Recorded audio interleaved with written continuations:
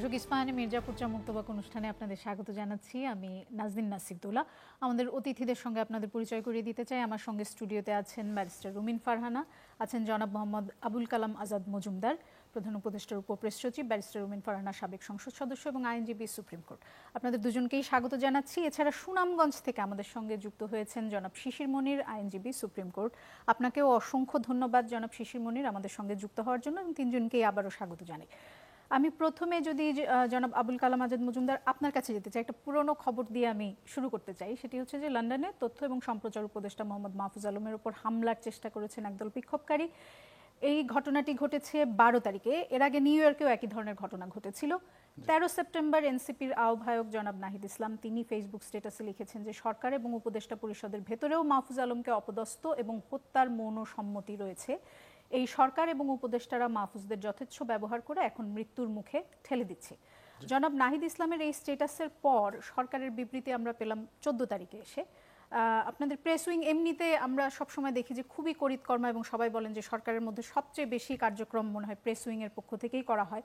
তাহলে এই বিবৃতিটা আসতে এত দেরি কেন হলো? আর নাহিদ ইসলাম সমালোচনা করলেন বলে কি আপনারা একটা বিবৃতি দিলেন? ধন্যবাদ আপনাকে।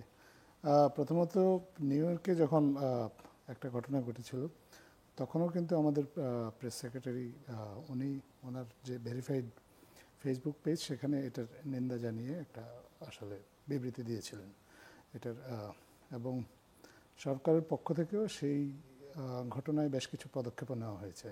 নিউ ইয়র্কের স্থানীয় পুলিশের সাথে সরকারের পক্ষ থেকে যোগাযোগ করা হয়েছে। ভিয়েনা কনভেনশন অনুযায়ী আপনার কূটনৈতিক যে স্থাপনাগুলো আছে সেগুলোকে নিরাপত্তা দেওয়ার দায়িত্ব হচ্ছে স্থানীয় যারা হোস্ট কান্ট্রি তাদের, এবং মার্কিন যুক্তরাষ্ট্রের কর্তৃপক্ষকে আমরা সেটাও জানিয়েছি আমাদের কনসুলেট থেকে। সেই ঘটনায় আইনি পদক্ষেপ নেওয়া হয়েছে এবং এই পদক্ষেপগুলো চলমান রয়েছে। তারপর আপনার আরেকটা ঘটনা ঘটেছে আপনার দেখুন যে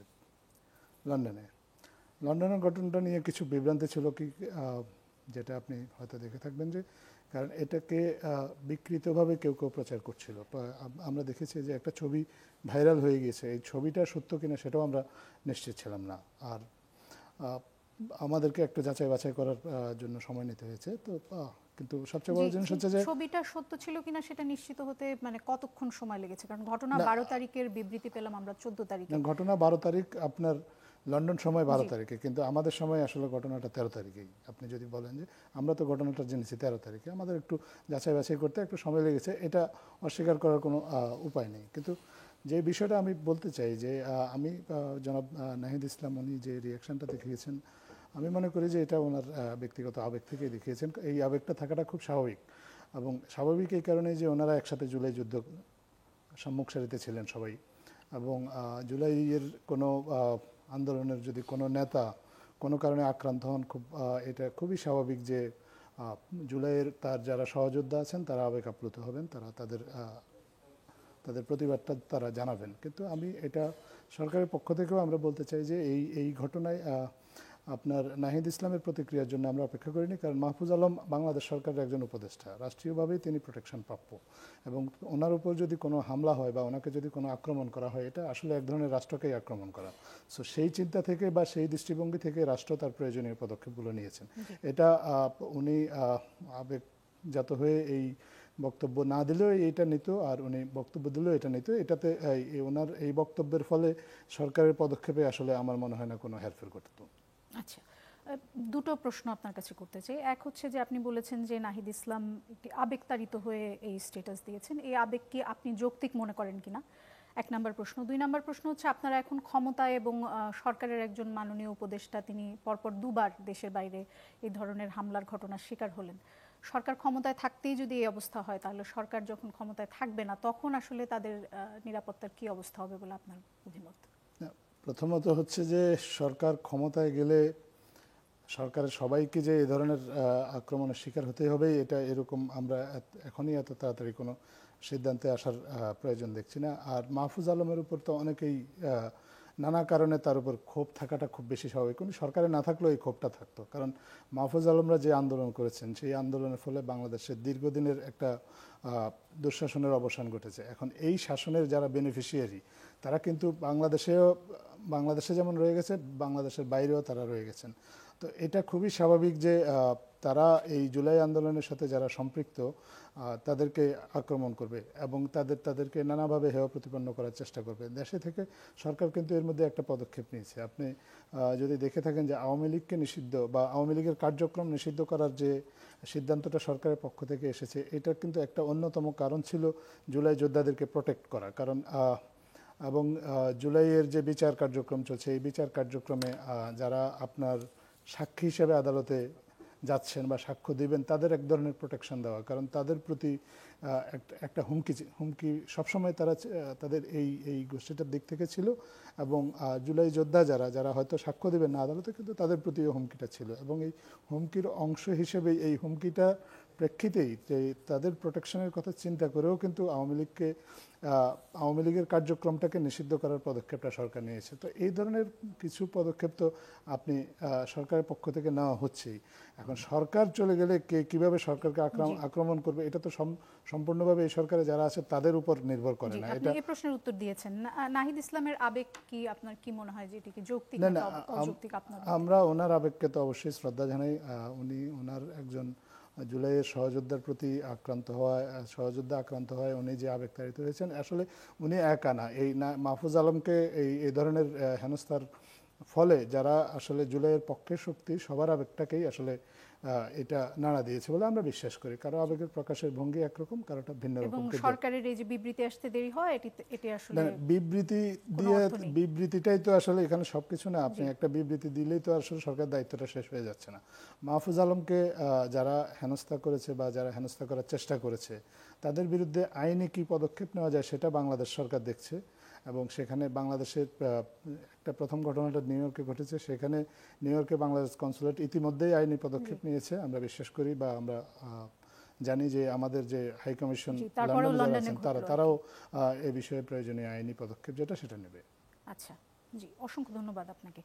আমরা যদি এবার জনাব শিশির মনির আপনার কাছে যেতে চাই, আজকের একটি খবর দিয়ে আপনাকে প্রশ্ন করতে চাই। জুলাই সনদের বাস্তবায়ন এবং পিআর পদ্ধতিতে নির্বাচন সহ 5 দফা দাবিতে জামায়াত সহ কয়েকটি রাজনৈতিক দল, যারা সবাই ধর্মভিত্তিক রাজনৈতিক দল, তারা যুগপৎ এক ধরনের কর্মসূচি দিচ্ছে এরকম একটি খবর প্রথমে মানব জমিনের রিপোর্টে এসেছিল।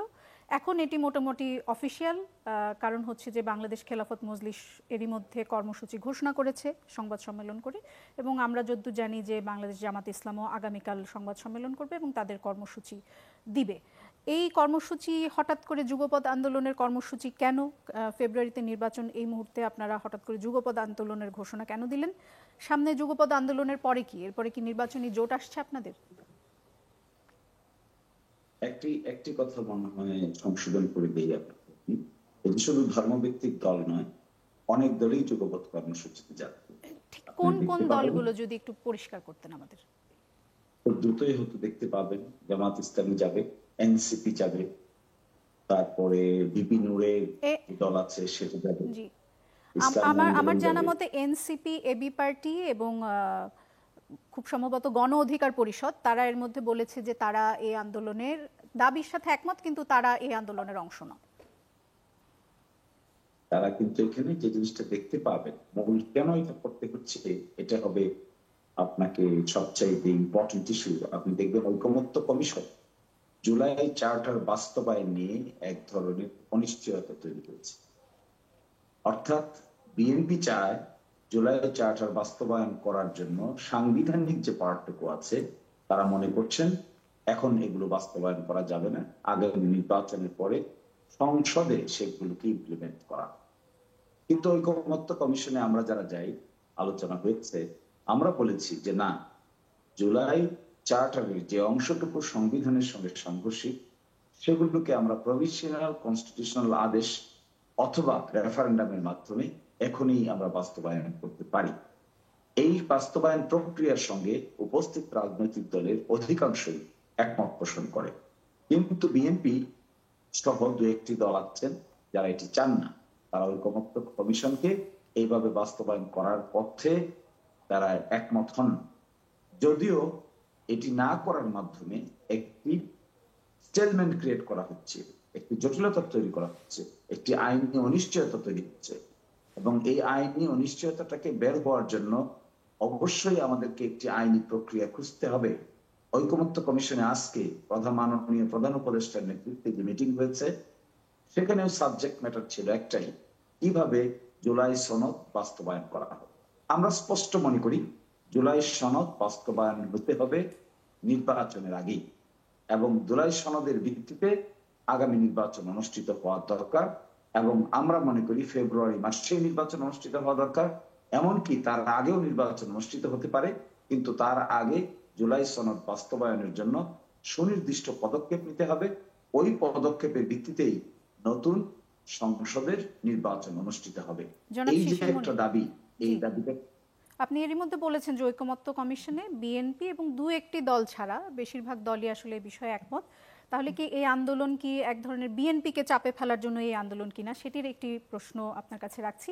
আরেকটি বিষয় হচ্ছে যে ঐকমত্য কমিশনে জুলাই সনদ বাস্তবায়নের পদ্ধতি নিয়ে আলোচনায় আজ জামায়াতে ইসলামের পক্ষ থেকে লিখিতভাবে একটি নতুন প্রস্তাব এসেছে, যেটির শিরোনাম প্রভিশনাল কনস্টিটিউশনাল অর্ডার 2025 পিসিও, যেটি আপনি বলছিলেন একটু আগে।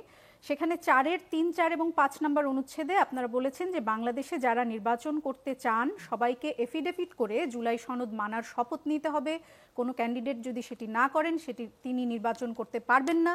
কোনো ক্যান্ডিডেট যদি জুলাই সনদের সমালোচনা করেন সেটি রাষ্ট্রদ্রোহিতার দায়ে অভিযুক্ত হবেন যদি কেউ সমালোচনা করেন।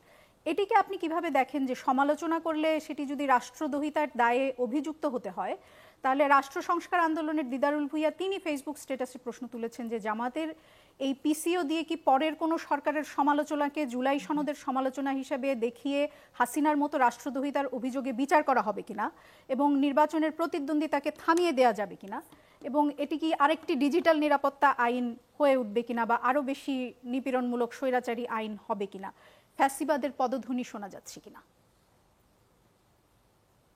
এতগুলো প্রশ্ন আপনি কোনটা একটা একটা করে বলতে হবে, এতগুলো একসাথে না, এটি আসলে তার ফেসবুক স্ট্যাটাস ছিল।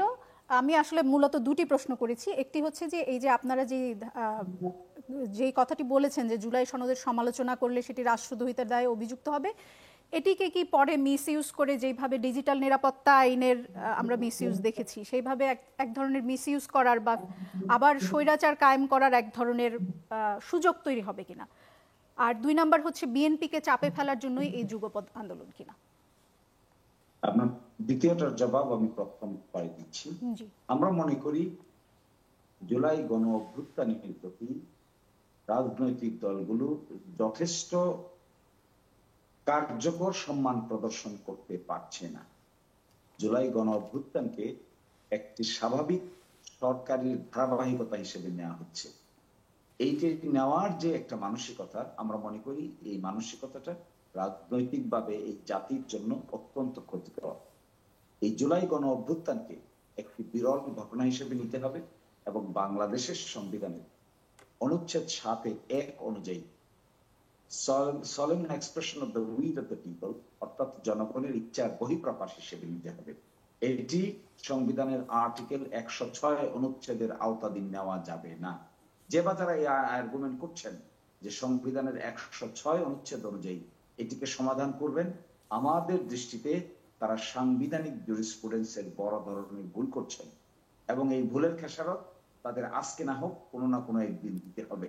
আমরা স্পষ্টভাবে মনে করি একটি বিশেষ সাংবিধানিক আদেশ জারি করা দরকার।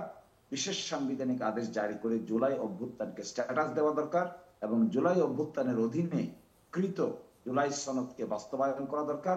এরই অধীনে নির্বাচন অনুষ্ঠিত হওয়া দরকার। এটি হলো ক্লিয়ার কাট রোডম্যাপ।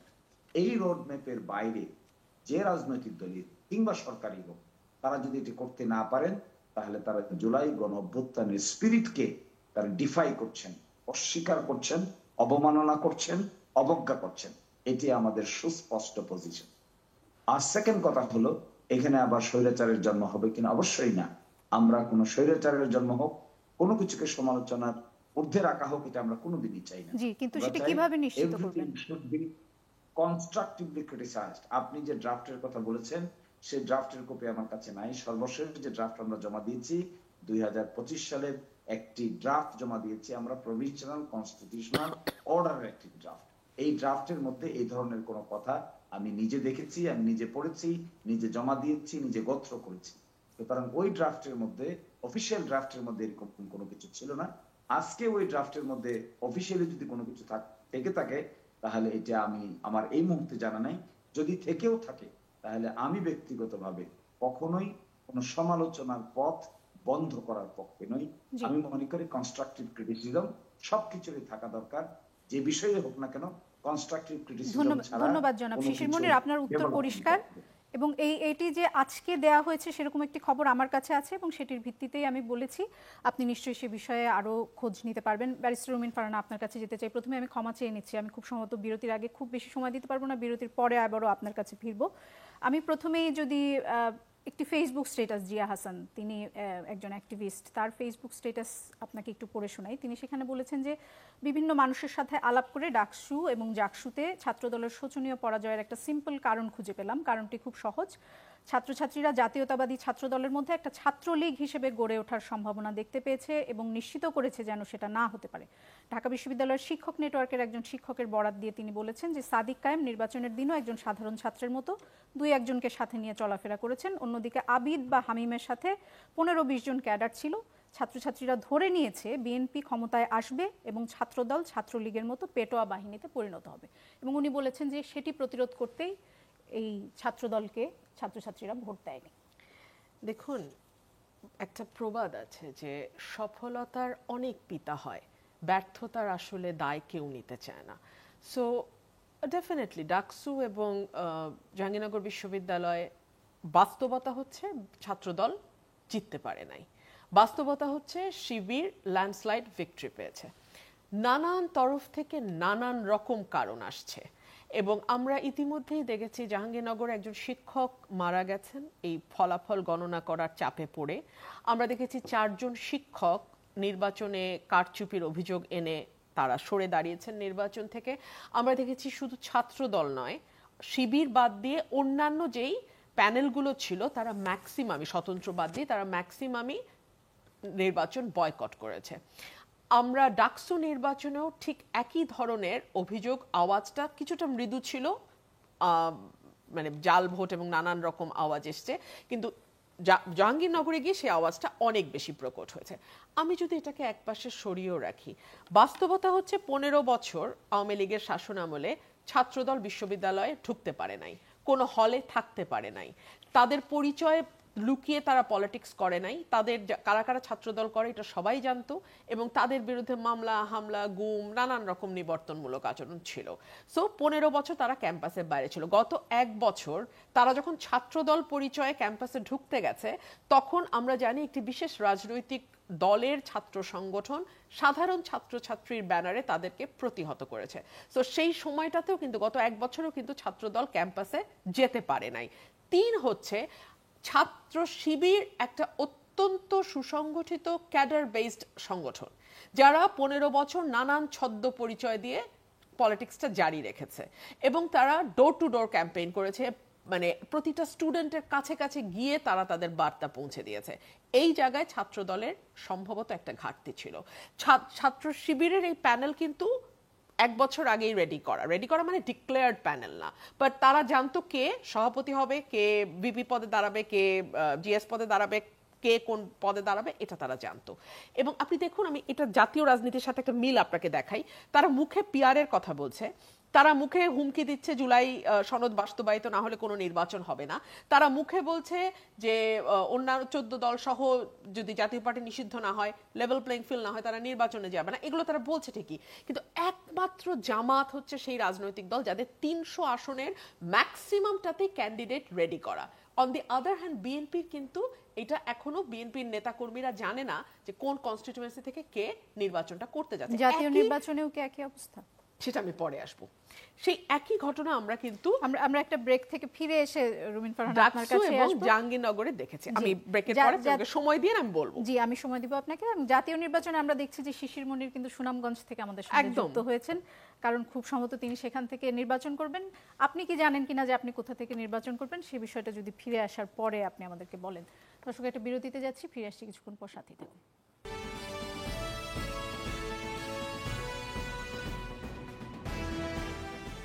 দর্শক, ইস্পাহানি মির্জাপুর মুক্তবাক অনুষ্ঠানে আবারও ফিরে এলাম। ব্যারিস্টার রুমিন ফারহানা, এবার আপনার কাছে যেতে চাই। বিরতির আগে আপনাকে খুব বেশি সময় দিতে পারিনি।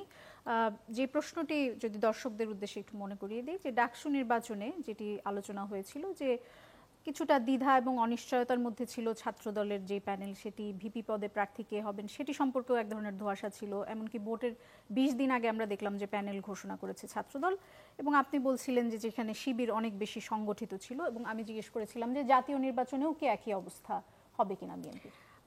দেখুন, আমি যদি উল্টো করে বলি যে গত 1 বছর ধরে বিএনপির একেবারে যে কোনো অপকর্ম নেই সেটা আমি বলবো না, কারণ 4000 নেতাকর্মী বহিষ্কার হয়েছে, definitely there must be something wrong.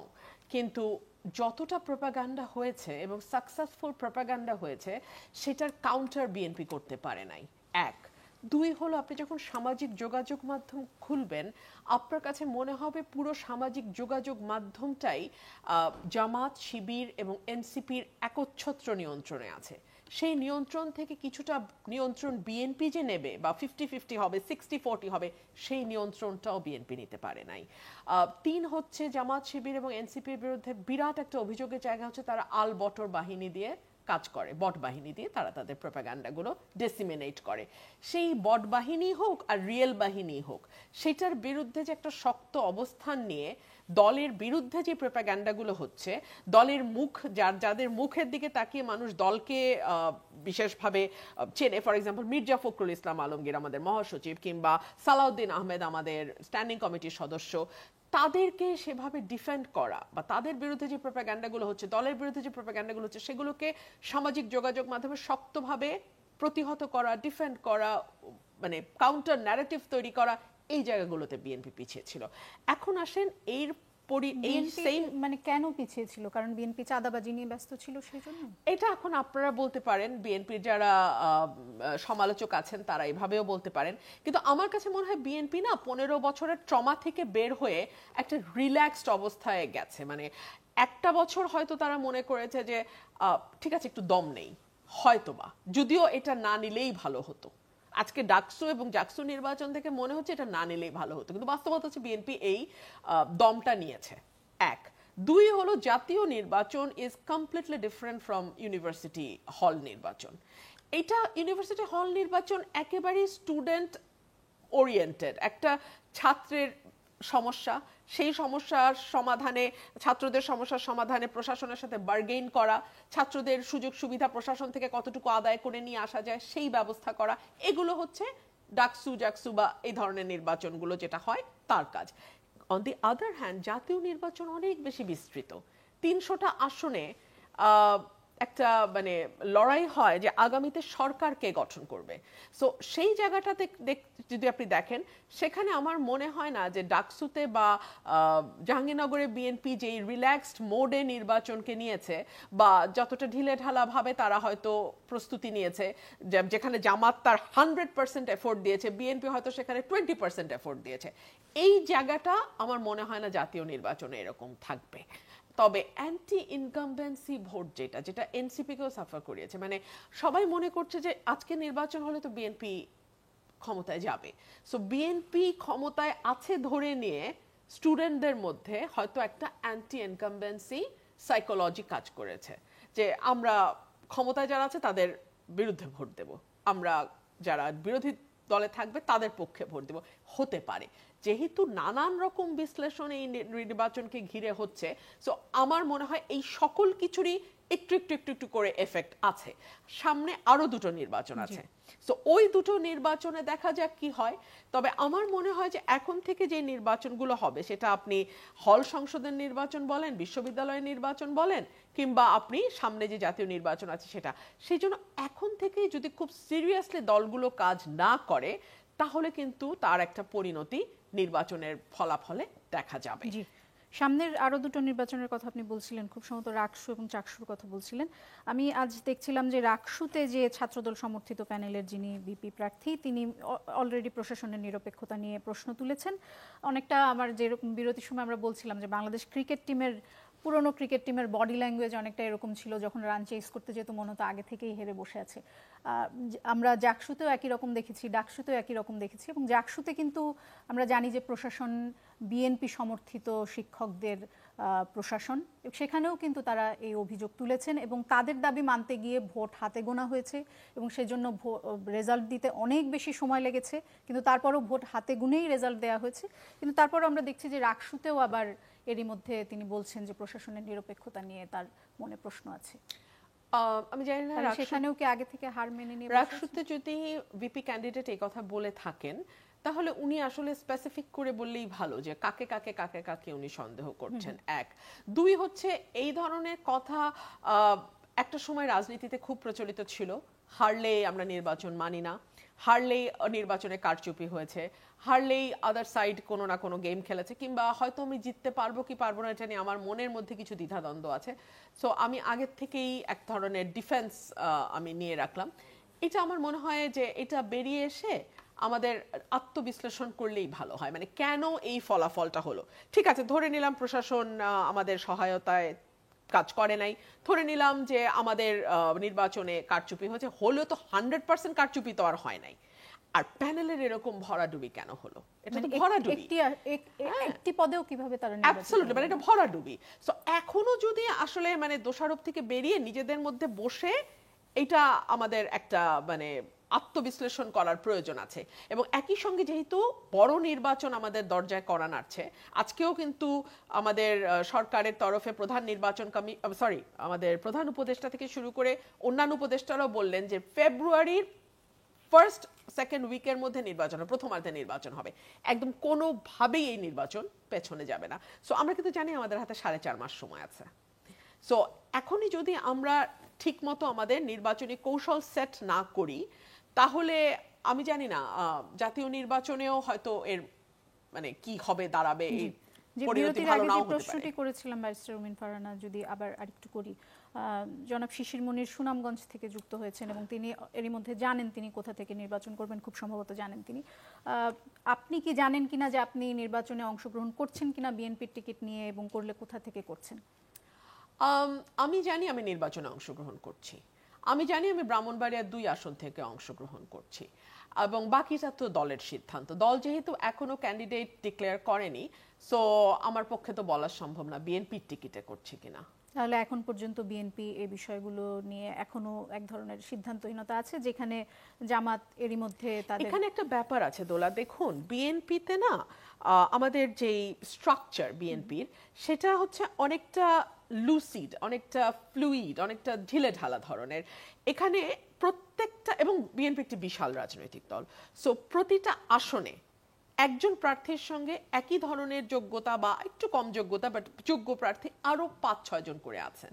So একজনের নাম যদি এখন ঘোষণা করা হয়, আমি জানি না এলাকায় এলাকায় বা আসনে আসনে কিছুটা কোন্দল হতে পারে।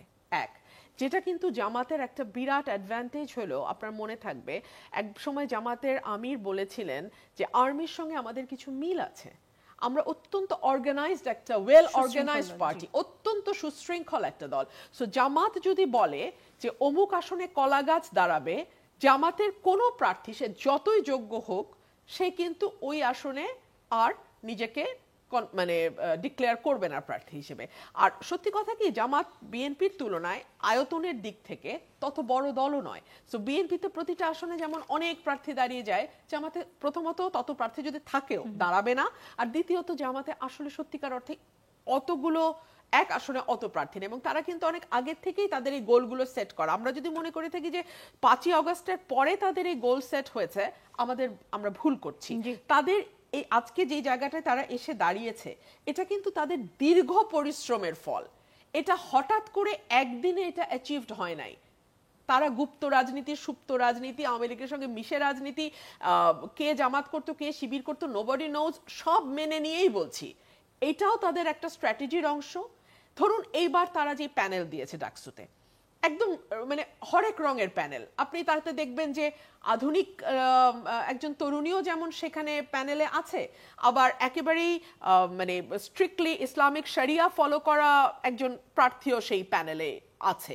সেখানে আপনি দেখবেন যে মানে একদম ট্র্যাডিশনাল আমরা যেরকম ভাবধারার মানুষ চিন্তা করি সেরকমও যেমন আছে, অর্থাৎ বিভিন্ন রকমের আছে। সো এগুলোও কিন্তু তাদের একটা স্ট্র্যাটেজি, এগুলো তাদের একটা কৌশল, এবং তারা খুব ভালোভাবে জানে যে রাজনীতির এখন দুটো মাঠ। এটা আমি 2022 সালে যুগান্তরে লিখেছিলাম, বা 20 সালে আমার মনে পড়ে। রাজনীতির দুটো মাঠ, একটা হচ্ছে চিরাচরিত প্রচলিত মাঠ, যেখানে আপনার নির্বাচনী প্রচারণা হবে, মিছিল হবে, সমাবেশ হবে, মিটিং হবে। আরেকটি হচ্ছে ডিজিটাল মাঠ। ডিজিটাল মাঠ ইজ এখনকার দিনে is more important than that traditional মাঠ, বিকজ একটা ট্র্যাডিশনাল মাঠে আমি যখন প্রোগ্রাম করেছি ম্যাক্সিমাম আপনি 50,000 লোক, মানে এইটা একেবারে মানে অস্বাভাবিক যদি লোক হয়, আপনার 20 থেকে 25-30 হাজার লোক একটা উপজেলায় আপনি গ্যাদার করতে পারবেন। আর আপনি মুহূর্তে আপনার বক্তব্য 10 লাখ লোকের কাছে যেতে পারে। এটা হচ্ছে সামাজিক যোগাযোগ মাধ্যমের শক্তি। ডিজিটালি তো আপনারাও অনেক এগিয়ে গেছেন। আপনাদের দলের প্রধান নিয়মিত এখন তিনি ডিজিটালি আপনাদের সাথে যুক্ত হচ্ছেন, অনলাইনে যুক্ত হচ্ছেন, এবং তিনি সেখানে বসে কি করছেন, কোন বাসে কোথায় যাচ্ছেন, সেগুলো আমরা ফেসবুকে দেখতে পাচ্ছি। তো ডিজিটালি বিএনপিও যে খুব পিছিয়ে আছে, না, ডিজিটালি আপনারা যদি এখন এটাকে জামাতের সঙ্গে তুলনা আমি করেন, আবারও আসবো, আমরা পিছিয়ে আছি। জি, অসংখ্য ধন্যবাদ আপনাকে। জনাব শিশির মনির, আপনার কাছে যেতে চাই। নিউ এজের সম্পাদক নুরুল কবির তিনি আজকে একটি বক্তব্য দিয়েছেন। তিনি বলেছেন যে মূলধারার বিদ্যমান রাজনীতিতে সুষ্ঠু গণতান্ত্রিক আদর্শের অনুপস্থিতিতে জামায়াতের অসত্য আদর্শের স্লোগানে আমাদের অনেক তরুণ বিভ্রান্ত হচ্ছে। জামায়াত একটি জনস্বার্থ বিরোধী ফ্যাসিবাদী দল। এ দলটি গণতন্ত্রেও বিশ্বাস করে না, ধর্মের মানবতাবাদী মর্মবাণীতেও বিশ্বাস করে না। আপনার মন্তব্য জানতে চাই। যে আমি তার আগে একটি কথা আপনাকে একটু বলতে চাই। শুরুতে যে আলোচনাটা করেছিলেন যে উপদেষ্টা মাহফুজ আলমকে নিয়ে বলা হচ্ছে যে তার ব্যবহার করাকে ছুঁড়ে ফেলে দেওয়া হচ্ছে। আমি মনে করি এই কথাটির যথেষ্ট বাস্তবতা আছে। এই জন্য বাস্তবতা আছে, সরকার এবং এই গণ অভ্যুত্থানের বেনিফিশিয়ারি যারা, তারা এই গণ অভ্যুত্থান সংগঠিত করেছে যে সমস্ত ছাত্ররা, তাদের প্রতি আগের মতো আর অ্যাটেনশন দিচ্ছে না। অ্যাটেনশন না দিয়ে তারা একটি সাইড নিয়ে দিচ্ছে। এই সাইড নিয়ে নেওয়ার কারণে গণ অভ্যুত্থানে ভূমিকা রাখা ব্যক্তিবর্গ এখানে ইনসিকিউরিটি ফিল করছে। এবং এটির ক্ষেত্রে যে একজন উপদেষ্টা যেমন আছেন, উপদেষ্টার বাইরে যারা আছেন, তাদেরকে তাদের যে কথা সনদ বাস্তবায়নের ক্ষেত্রে তাদের যে দাবি এবং তাদের যে পলিসি এবং আন্ডারস্ট্যান্ডিং, সেটিকেও আমলে নেওয়া হচ্ছে না। এটি হতে পারে এই মন্তব্যের অত্যন্ত গুরুত্বপূর্ণ কারণ। আর সেকেন্ড যেটি বলেছেন, সরকার কার পক্ষ নিচ্ছে যদি একটু পরিষ্কার করে বলেন। জি, যেমন ধরুন এই গণ অভ্যুত্থানকে কিভাবে বাস্তবায়ন করা হবে জুলাই সনদকে সরকার ঘোষণা দিতে চাচ্ছে না কেন? সরকার নির্বাচন নিয়ে যত কথা বলছে, এই জুলাই সনদ বাস্তবায়নের ক্ষেত্রে উপযুক্ত আইনি পদক্ষেপ নিচ্ছে না। তো নিচ্ছি, করছি, করব, এগুলো বলতে বলতেই কিন্তু এখন মিড সেপ্টেম্বরে এসে পৌঁছেছে। আজকে এখানে মাননীয় প্রধান উপদেষ্টার পক্ষ থেকে একজন আছেন। আমি এটা অনুরোধ করব, আপনারা এই বিষয়টা সিরিয়াসলি নেওয়া উচিত। কিভাবে গণ অভ্যুত্থানের আইনি কভারেজ দিবেন এবং এই আইনি কভারেজটা সনদটাকে কি করে প্রোটেক্টেড করবেন, সংবিধানের সঙ্গে সাংঘর্ষিক বিষয়গুলোকে কিভাবে ডিল করবেন, এই ব্যাপারে সরকারের পক্ষ থেকে অবশ্যই স্ট্রং মেসেজ এবং স্টেপ নেওয়া দরকার। এটি করতেছি, দেখছি, এগুলো কোনো প্রপার আইনি পদক্ষেপ নয়। The government should be very strong. এবং এই ক্ষেত্রে গভর্নমেন্টকে এই কথা বলা উচিত যে গণ অভ্যুত্থানকে গভর্নমেন্ট কিভাবে প্রোটেক্ট করবে, একই সাথে সংবিধানের সঙ্গে সাংঘর্ষিক বিষয়গুলোকে কিভাবে বাস্তবায়ন করবে। এটি যদি প্রভিশনাল কনস্টিটিউশনাল অর্ডার হয় হতে পারে, রেফারেন্ডাম হয় হতে পারে, কিন্তু আমরা চাই, এবং জুলাই অভ্যুত্থান যারা করেছে তারা চায়, যাদেরকে আজকে ভালনারেবল করে তোলা হচ্ছে, তারা চায় যে আগামী সংসদ নির্বাচনের আগেই এই জিনিসগুলো বাস্তবায়ন হোক, হয়ে ফেব্রুয়ারি মাসে নির্বাচন অনুষ্ঠিত হোক। নির্বাচন, একটি কথা খুব আশ্চর্য আমি দেখি, যখনই এই দাবির কথা বলা হয় তখন বলা হয় নির্বাচন পিছানোর জন্য করা হচ্ছে। This is completely A misunderstanding. যারা এই কথা বলছেন তারা এক ধরনের প্রতারণার আশ্রয় নিচ্ছেন। এখানে নির্বাচন পিছানোর কোনো প্রশ্নই আসে না। কেন নির্বাচন পিছাবে? প্রয়োজন হলে নির্বাচন আরো 15 দিন আগিয়ে দেওয়া হবে, নির্বাচন জানুয়ারি মাসে দিয়ে দেন। কিন্তু মুশকিল হলো ওই সনদটাকে ইমপ্লিমেন্ট করার ক্ষেত্রে আগ্রহ নাই কেন? নতুন সিস্টেমে সুইচ করতে চান না কেন? নতুন সিস্টেমে যদি সুইচ করতে না চান তাহলে জনাব শিশির মনির, জি জনাব শিশির মনির, একটু থামাচ্ছি আপনাকে। আপনি বলেছেন যে সরকার জুলাই সনদ নিয়ে তাদের অবস্থান স্পষ্ট করছে না, তারা কেন করব এই ধরনের লুকোছাপার তারা আশ্রয় নিচ্ছে। সেই প্রশ্নের উত্তর নিশ্চয়ই মোহাম্মদ জনাব আবুল কালাম আজাদ দিবেন। তার আগে আপনার কাছে যদি আমি একটু জানতে চাই যে জামাত কেন তাদের রাজনীতির বিষয়টি আমাদের কাছে পরিষ্কার করে না কখনোই? কারণ জামাতের বিষয়ে বিভিন্ন ধরনের লুকোছাপার অভিযোগ কিন্তু সবসময়ই আছে। যেমনটি আমি বলছিলাম যে জনাব নুরুল কবির বলেছেন, জামাত যদি নির্বাচিত হয়ে ক্ষমতায় আসে তাহলে আসলে কি ধরনের সরকার আসবে, শরিয়া আইন বলতে আপনারা আসলে কি ধরনের শরিয়া আইন বলছেন, আমরা আসলে আমাদের জীবনযাপন পদ্ধতি তখন কি রকম হবে, এই বিষয়গুলোই তো জামাত আমাদের কাছে পরিষ্কার করে না। যদি আমি বলি যে বৃহস্পতিবার আপনাদের ডাকসুর যে নবনির্বাচিত ভিপি এবং জিএস প্রথমে রায়ের বাজারে গেলেন জুলাই গণ অভ্যুত্থানের শহীদদের কবরস্থানে, তারপরে তিনি শহীদ বুদ্ধিজীবী স্মৃতিসৌধে গিয়ে দোয়া এবং মোনাজাত করেছেন। বুদ্ধিজীবী স্মৃতিসৌধে গিয়ে যখন দোয়া মোনাজাত করছেন, তাহলে ৭১-এ আসলে জামায়াতের যে ভূমিকা ছিল সেই ভূমিকা নিয়ে অফিসিয়ালি আপনাদের কোনো বিবৃতি কেন আমরা পাচ্ছি না? যে তখন যে ভূমিকা ছিল সেটা থেকে কি তাহলে জামায়াত সরে আসছে? তরুণ প্রজন্মের কাছে মানে এই বক্তব্যগুলো আসলে ঠিক পরিষ্কার নয় যে আপনারা কি ৭১-এর যেই ভূমিকায় তখন ছিলেন সেখান থেকে সরে এসে শহীদ বুদ্ধিজীবী কবরস্থানে গিয়ে মোনাজাত করেছেন, নাকি সেটাও আপনাদের কাছে সত্য এটাও সত্য? এই বিষয়গুলো কি জামাত পরিষ্কার করবে কিনা নির্বাচনের আগে? আপনি আগের প্রশ্ন থেকে সরে গেছেন। আপনার আগের না, আমি আগের প্রশ্ন থেকে সরে যাইনি। নুরুল কবির সাহেব কি বলেছেন? জি জি, তিনিও এই কথাই বলেছেন। তিনি বলেছেন যে সরকার আমরা চাই, তার উত্তরটি দিতে দেয় না। কি সরকার আমরা চাই এটা বলছেন। আপনারা দেখেন নাই জামাত ইসলামী সরকারে অংশগ্রহণ করে নাই? করেছে তো। 4 দলীয় জোট সরকারের আমলে জামাত ইসলামী সরকারে অংশগ্রহণ করেছে, দুটো মন্ত্রণালয় চালিয়েছে। তো সেখানে কি হয়েছে? কার কি অসুবিধা হয়েছে? Jamaat Islami is a democratically elected political প্রসেসে 100% ওয়ার্ক করবে। এবং দেখবেন জামাতের যদি দেশের মানুষ জামাতকে বিশ্বাস করে ভোট দেয় তাহলে transparent, accountable, innovative, creative idea দেখতে পাবেন। বাংলাদেশের ট্রান্সপারেন্সি, অ্যাকাউন্টেবিলিটি বলতে কি বোঝায়, আর ডেমোক্রেটিক অ্যাটমসফিয়ার আর কালচার বলতে কি বোঝায়, right to freedom and expression বলতে কি বোঝায়, যদি জামাত ইসলামীকে বাংলাদেশের মানুষ ভোট দেয় তখন দেখতে পারবেন that government will be really a very transparent, accountable, independent and inclusive government. সেখানে সকল ধর্মের, সকল মতের, সকল পথের, irrespective of race, sect, color, religion, সকলেই সেই গভর্নমেন্টে অংশগ্রহণ করার সুযোগ পাবে। That would be Jamaat's model. এবং এই জামাত ইসলামীর মডেলটা আমি আজকে আপনাকে পরিষ্কার করে দিচ্ছি। জামাত ইসলামীর model will be such an innovative model, যার একটা মাত্র এক্সাম্পল আপনারা দেখতে পেয়েছেন ডাকসু নির্বাচনে এবং জাকসু নির্বাচনে। Jamaat Islami is thinking how to include different religion background people, এবং আজকে যারা নুরুল কবির সাহেব যা বলছেন এগুলো সবই স্পষ্ট হয়ে যাবে। হয়তো তিনি বিতর্কের কারণে বলতে পারেন, আমরা যারা এই ক্রিটিসিজম করেন তাদের প্রতি উই শো রেসপেক্ট। অবশ্যই নুরুল কবির সাহেবের একজন বোদ্ধা মানুষ, জ্ঞানী মানুষ, I have full respect for him.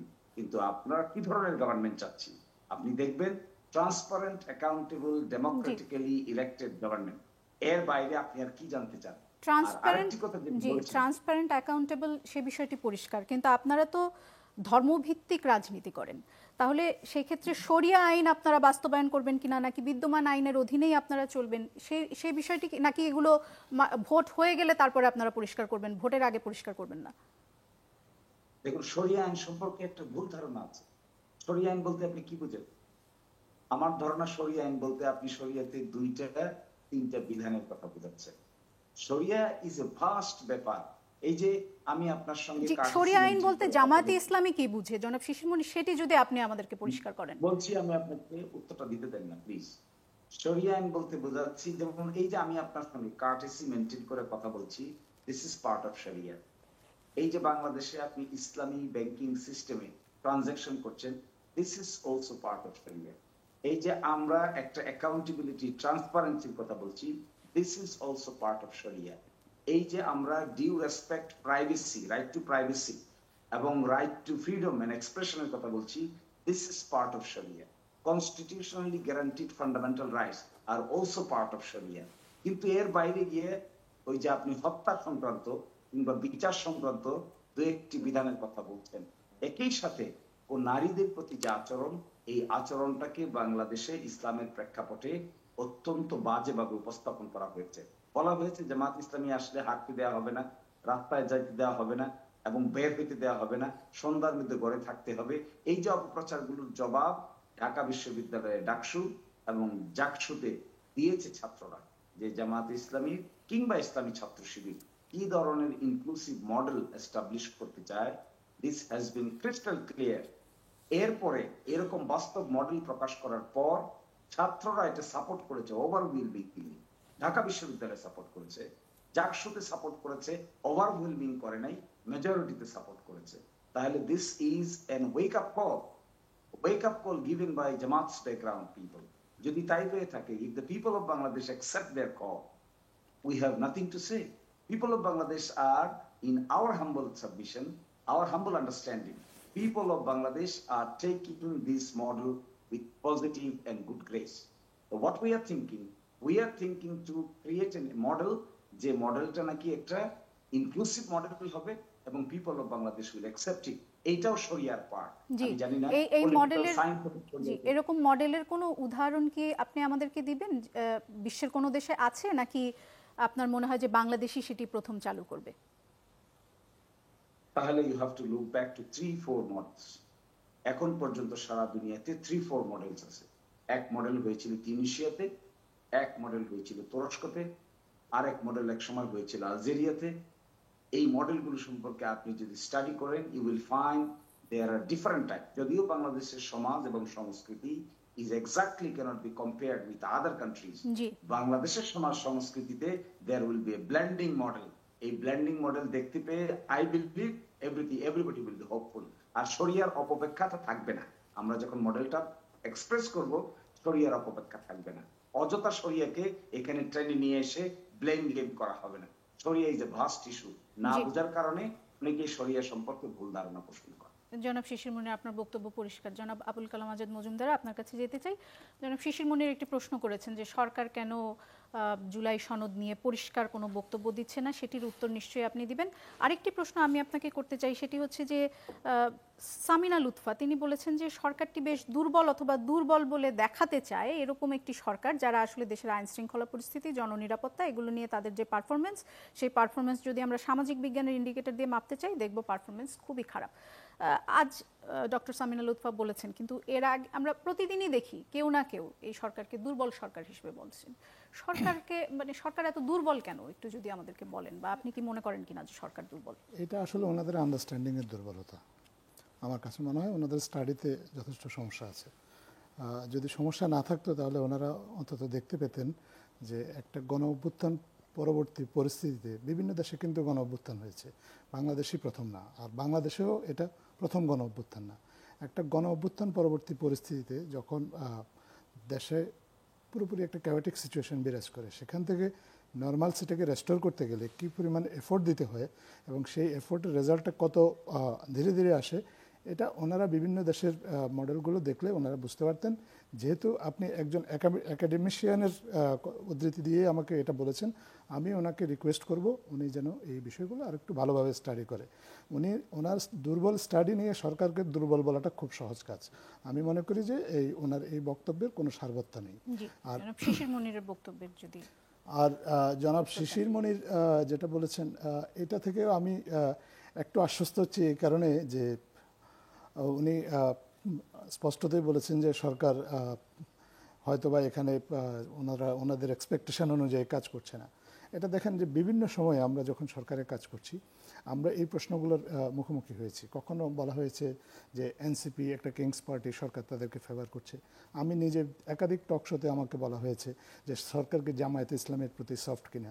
এবং এখানে একটু আগে অ্যাডভোকেট রুমিন ফারহানা উনি বলেছেন যে ডাকসুতে ওনাদের হারের অন্যতম একটা কারণ হচ্ছে anti incumbency factor. Anti incumbency শব্দটা যদি আমরা ধরে নিই তাহলে ওনাদেরকেই অনেকে সরকার হিসেবে মনে করছে, এরকমটা ধরে নিয়েই তো অ্যান্টি ইনকামবেন্সি ফ্যাক্টরটা কাজ করে। তো তাহলে কি বোঝা যায় কি, আপনার সরকারকে বিভিন্ন সময়ে বিভিন্ন দল বিভিন্নভাবে ব্যাখ্যা করছে যে তারা তার প্রতিপক্ষ, রাজনৈতিক প্রতিপক্ষের প্রতি সফট। এটা যখন এইভাবে এই রাজনৈতিক দলগুলো ব্যাখ্যা বিশ্লেষণ করে, তখন আমরা আসলে মনে করি যে সরকার রাইট ট্র্যাকে আছে।